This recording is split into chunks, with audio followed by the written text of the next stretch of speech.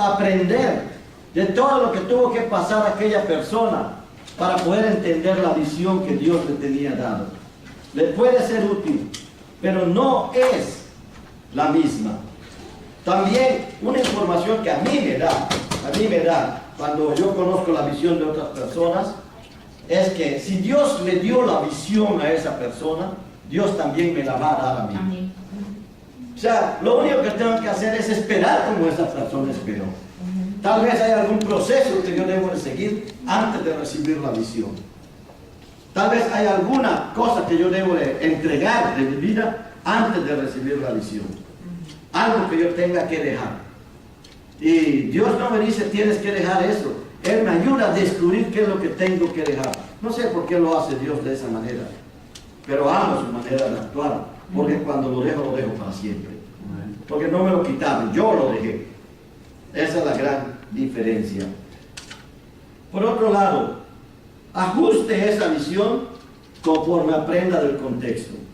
Está haciendo un exégesis, está aprendiendo del contexto. Dios le da una visión. Tal vez ya llega con la visión, o es allí donde Dios le va a mostrar la visión. En algunos lugares que yo he llegado, ya llego yo con la imagen de lo que Dios quiere que haga allá. Yo llegué a Clinton y no sabía, ni idea tenía de lo que Dios quería que yo hiciera allá. Me llevó más de 6 meses encontrar la visión que Dios tenía para mí. Ahí en esa cajita traigo unos brochures de Clinton que me gustaría compartir con ustedes. Se gastan, lo siento. Me da su dirección, yo les mando. Ahí tenemos escrito todo. Para que cualquiera que llegue, si viene de otra iglesia, sepa cómo somos nosotros. Y que no me venga a decir que porque en su iglesia lo hacían así, lo vamos a hacer acá.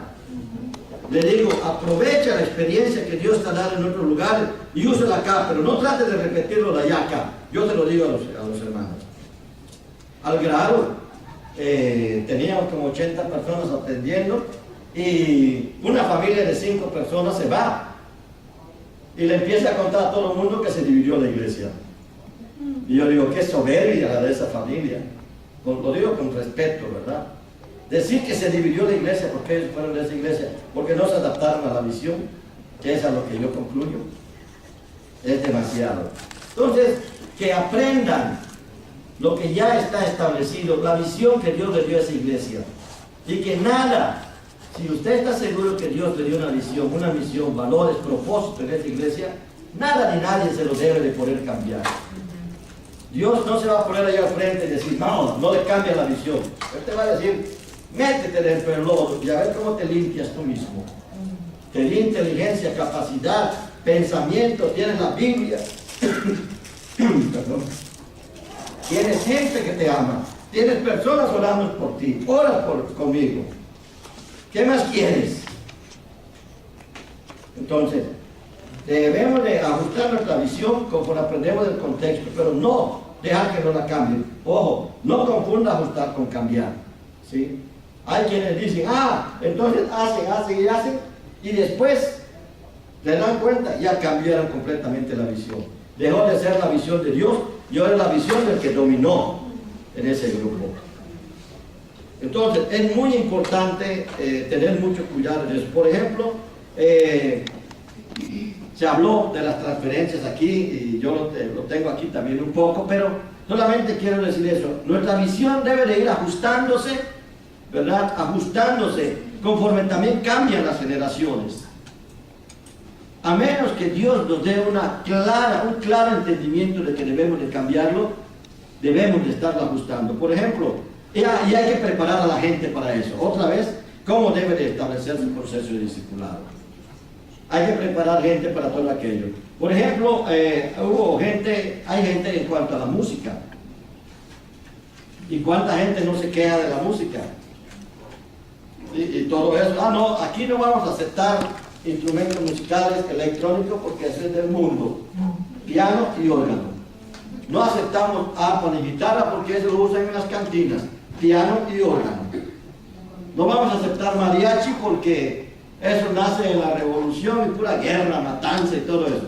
Piano y órgano. Y no se ponen a pensar que piano y órgano, que los himnos incluso que se cantan en Inglaterra son himnos para que los soldados vayan a la guerra. No sé si ustedes, es de firme hacia adelante. ¿Ustedes creen ¿Se oye tan bonito? Sí, sí, es bonito, pero yo he analizado los himnos. ¿Sí? Es un mandato de guerra. Sí, es un mandato de guerra. Lo cantan allá en Inglaterra cuando los soldados van a la guerra. Por lo menos en la Segunda Guerra Mundial lo cantaban. Y otros himnos que tenemos son himnos de otras naciones que no conocemos. ¿Sí? Y la gente no quiere cambiar eso. Y cuando yo estudié a Mozart, la música de Mozart fue despreciada en su tiempo porque era demasiado moderna para tocarla. Y sin embargo, hoy es conocido como de las mejores interpretaciones clásicas. Óigame usted. La gente que no quiere cambiar va a tener problemas en ese sentido. Por eso, usted como líder debe de ser una persona dispuesta al cambio. El Señor le está diciendo allí en Romanos 12, cambia tu mente constantemente. Constantemente. El cambio de mente es importante para cualquier líder. Si es un líder que no cambia de mente, el líder muere junto con su iglesia. Allí se queda. Entonces hay que ir ajustando. La visión puede ser la misma, pero la manera de enfocarla debe ser entendible a las nuevas generaciones.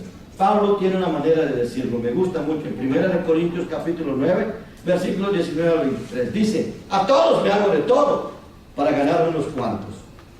Hay quien me dijo, Pablo era un hipócrita. No, mi hermano, porque tú lo estás viendo así nomás.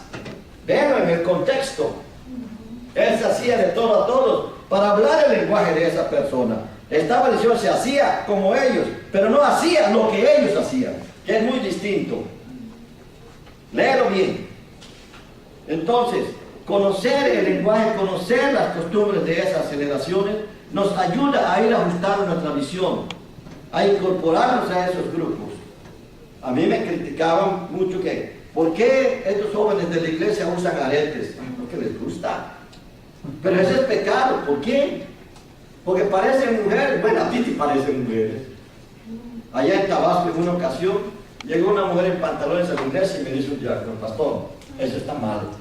¿Por qué está mal? Porque tiene pantalones. ¿Y qué tiene? No, que es de ropa de hombre. Ah, llamo a la hermana. Hermana, venga acá. Y viene el hermano, mire, hágame un favor, quítese esos pantalones, se pone un vestido y le da esos pantalones al hermano para que venga el próximo domingo con el pantalón. ¡Ah, no! ¿Por qué? Te digo así. ¿Por qué ropa de mujer? Ah, hermana, siga con sus pantalones, te digo. ¿Es ropa de mujer? Él lo dijo, no yo. ¿Y sabe qué? No me volvió así. Nada. Nada. Sí, sí, sí. A muchas veces hay que enfrentarlos de esa manera. Eso es irse moviendo con las generaciones. Él me dice, ¿dónde está? Bueno, venir en pantalones, estaba deseando llegar en pantalones. Más cómodo para mí, me siento como yo quiera, estoy aquí, allá, y no tengo que estar jalándome la ropa. Oye, úsalo, yo no tengo ningún problema para eso. ¿Por qué? Tienes que ir adaptando tu visión, la visión que Dios te dio, a los movimientos generacionales. Tienes que irlo adaptando. A mí me encanta el rock and roll. Soy un apasionado del rock and roll. Sí, todo eso. Pero también le entro a esa bachata. A mí me encanta. Sí, sí, le entro. Nos vamos adaptando. Imagínate un gordito haciendo y todo esto brincando. Yo digo, qué lindo. Porque no lo hago para que la gente me vea, aunque se ría. Lo hago para glorificar a ese Dios que yo amo tanto. Amén. ¿Sí? Entonces, irse adaptando a esas generaciones, irse adaptando y todo. ¿Sí?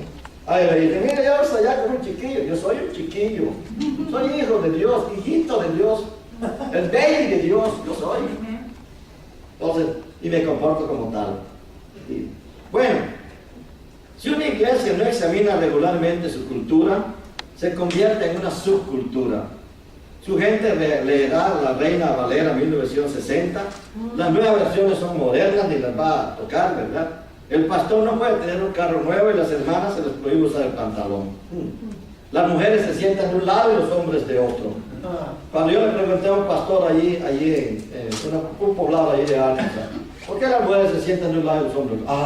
Hay que evitar los malos pensamientos. Y yo le dije, ¿y usted cree que van a salir a la calle y también van a estar de un lado y de otro lado?